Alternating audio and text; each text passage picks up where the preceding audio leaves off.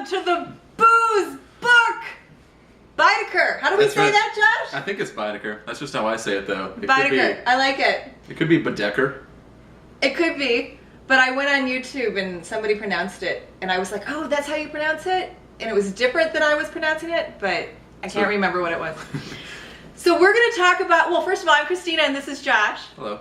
And we thought it would be a real good idea if we got together, had a few drinks, and before we did that, we read this really fucked up book called A Clockwork Orange. Like a literary classic, I might add. A fucked up literary classic. Oh my god. I mean, look at the cover. It's so angry. It's just so angry. It's true. If I was a potato, I'd need my angry eyes. But I'm not a potato. But I like booze that comes from potatoes. But that's not what I'm drinking tonight. So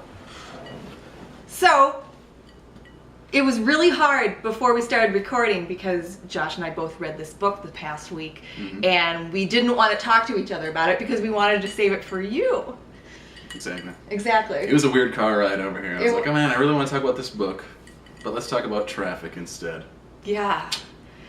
The only thing worse than talking about the weather is talking about how the weather affects traffic. Yeah, exactly.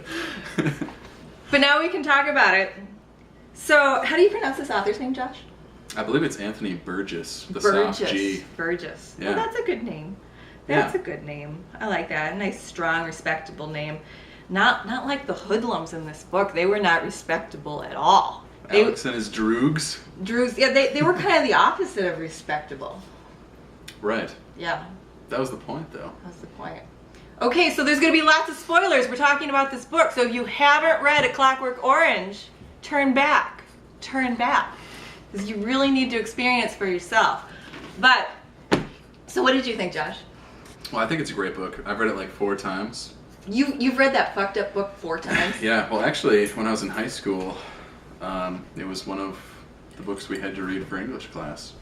That was on your curriculum? And I went to a Catholic high school, so I mean, they thought it was good. Wow. Wow. Yeah, that's right. That's nuts. Well, it's because a lot of the major themes are like morality and how we get it. Yeah. And freedom of choice. Yeah, which is right? satirized in this book by excessive violence and people just kind of mulling through their daily lives. Yeah, they're like the world cast and other things like that, and drug use.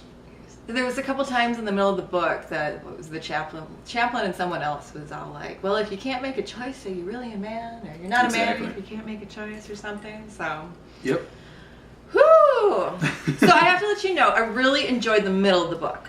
The part of the book I enjoyed the most is when they were putting that shit in his arm and he had to watch everything. I was That's like the torture part. I'm like, okay, this is okay. I'm okay with this. I did not like the beginning of the book. I did not. I was like, ooh, this is dark. Well, there's so much violence and rape and more violence and more rape. That's so weird.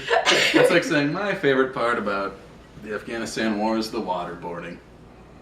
You thought the middle was the worst part? Well, that's where he's being tortured, and like he can't think with freedom, and he throws up because whenever he thinks. So you were on his side? See, I wasn't on this guy's side. I was like, that's right, motherfucker. You feel sick now, don't you? Right. Right?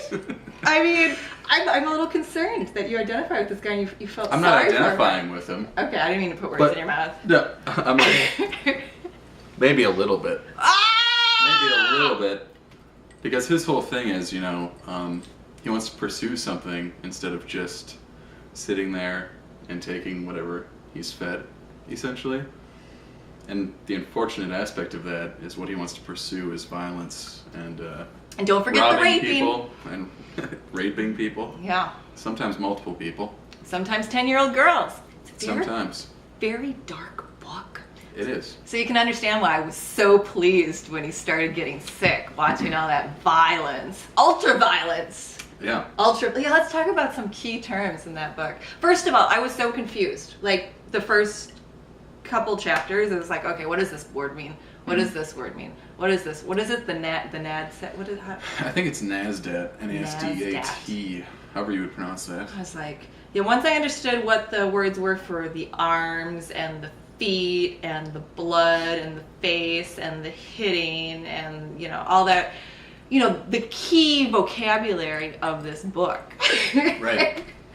Then it was okay, but then I was like, oh man. Because at first I was like, is this English? Yeah, well, I think it's supposed to be a mixture of like Cockney and Russian. From what I read online. Interesting. Why do you think he as an author chose to try and create a language? Do you think to more identify with the characters, or to take away that violence in the beginning? Because you're like, what the hell's going on? Because it was so violent in the beginning. I think if you clearly understood without a doubt what was happening, just throw it down like, well, this is weird. Yeah. I think that there might have been some strategy there. Yeah. Definitely. But early on, you weren't a fan of the language. No, that's right. I ran into Josh when I was just a couple chapters in, and I was like, what the fuck is this? Yeah. He said, the first thing I'm bringing up is this awful language I have to read. I didn't know, because we were like, okay, we Googled like short classic books, and this was one of them, and I was like, oh, A Clockwork Orange. Everybody talks about A Clockwork Orange. I want to have read A Clockwork Orange. And now I've read it. And am I better for it? I don't think so. No? Is my brain a little more dark and twisty? Absolutely. Yeah. 4 times right here. 4 times. I will not be reading it again. Well, have you seen Stanley Kubrick's film adaptation? No. Why would I want to see?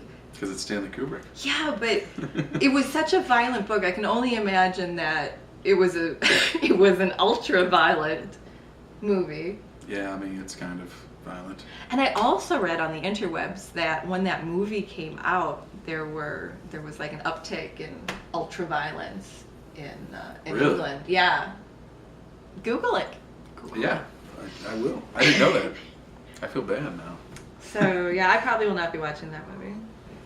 Yeah, the book may be short, but it's dense. Oh. It's got that learning curve of the entire language. No. Yeah. So. It was really messed up how he read the Bible so he could read like the really violent parts of it. Yeah, the Old Testament. Yeah. Yeah. No. That's the parts he enjoyed. So Gives a glimpse of his psyche. Did he really kill? One thing I didn't understand. Did he really kill that guy? In the what guy? Well, I know there were so many dead guys. Are you talking about in the prison? In the prison.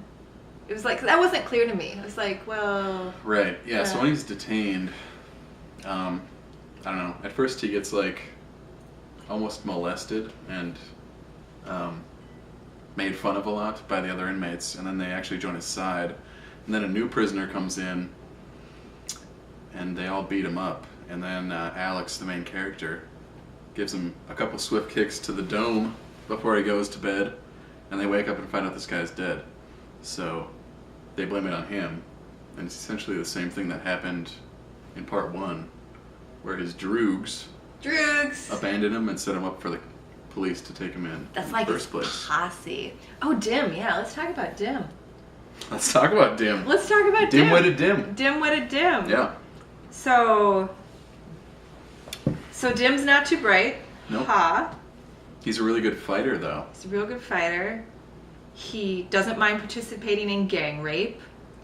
And he eventually becomes a policeman. Yeah. So there we are. It's true. And he... yeah, so from part 1 to part 3, he becomes a policeman. Alex is out of jail. There's no continuity to how we read this book, apparently. It's like, oh yeah, here. Yeah. But yeah, he eventually beats up Alex as a policeman, takes him out to a field, beats him up with, I believe it's Billy Boy, who was in a gang that wasn't getting along with Alex's gang in the beginning of the book. Right. And then there was like another guy named Rex, who was just like eating a donut in the cop car and watching Alex get beat up. But we've never seen Rex before, right? Rex was brand new. Yeah, he was brand new. Because I felt like we saw everyone again. You know, we saw the Clockwork Orange author. Oh, yeah. that was very clever. Oh, it's A Clockwork Orange. Oh, it was, yeah, by F. Alexander, I believe the guy's name. Yeah. So then at the end of the book, you've got Alex, and then you've got F. Alexander. Right. Who's a political dissident. Political dissident. Yep, and tries to take advantage of Alex after he gets brainwashed to not like violent and graphic things. He essentially throws up when he thinks about them, becomes nauseous and weak. So people take advantage of that, such as the police and political dissidents. So they wanted to have Alex basically commit suicide. No, they didn't want him to, but they did. I think oh, they did? You think that was all part of their... They locked his their door plan? And barred his windows and made him listen to symphonies that he had enjoyed, but that while he was getting that treatment that made him not like violence, they were also playing those symphonies in the background. Yeah, but they did that after they found out that he was the one who participated in the gang rape of F. Alexander's wife. So in my brain, they did that. They were like, "Oh, we know who you are now. You're going down." But you think they would have done it anyway? There was that edge, but I think it was more for the reason why they were debating that treatment as political dissidents towards the state. But yeah, I mean, it could be debated either way. Because then they come in and they're like, "You're in the papers." After he jumps like 5 stories, breaks basically every bone in his body, and then wakes up, and the brainwashing that he had that made him sick when thinking about violence is gone now. Yeah, what's up with that? A fall from a window does that too? Well, they performed like a hypnosis, and his mind essentially was rewired to how it was originally without the brainwashing techniques. Wait, did they say that? Did I miss that? Or is that just implied? It's implied. Yeah. Yeah, I didn't really track on that one. I'm like, ooh, we got from point C to point Z real quick. Okay. Yeah, it is really interesting. And, you know, the fact that you brought up that a lot of the characters show up after he's out of a prison, I mean, the book is very symmetrical. There's a lot of repeated sentences. Like, what's the very first sentence of the book? I forget what it is. Oh, here we are. Or no, what'll it be? What will it be? What'll it be then, I need my book. What will it be then, What's it gonna be then? Eh? That's right. So in part 1 and part 3, that's spoken by Alex a bunch of times. But then in part 2, when he's in prison and he's not identified as Alex anymore, he's just a number. I think it's 6655321. Yeah, that was crazy. Yeah. That was so crazy. Then it's the chaplain who says that same phrase. What's it gonna be then? Eh? Yeah.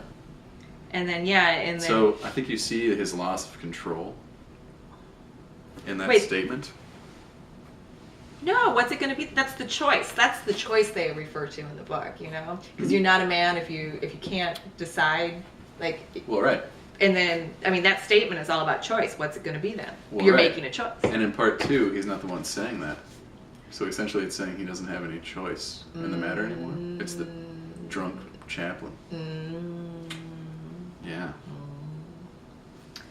I read the introduction. Very interesting. Did you? Yeah.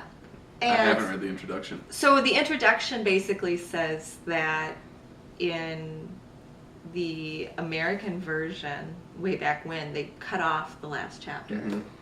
So like when he's got a kid and he's like 19 now instead of 15 and 17. Right. So I guess it's supposed to mean that it was a little bit edgier for the American audience. Okay. Because it didn't really have as happy of an ending. That's weird. I didn't think that either ending was particularly uplifting. I thought they were both quite edgy. Yeah. I don't know. And when I found out that he was married and had a kid, I was just like, oh, that poor woman. That's unfortunate. It's a coming-of-age novel masked in violent satire. But I thought that was so cool when they were brainwashing him, and they're like, "Do you want to hit me?" Yeah, that was I enjoyed that. I mean, yeah. I enjoyed that. I was like, "That's right. That's right." So you didn't enjoy the actual brainwashing. You just enjoyed that this guy was kind of getting a taste of his own medicine that he dished out in part 1. No.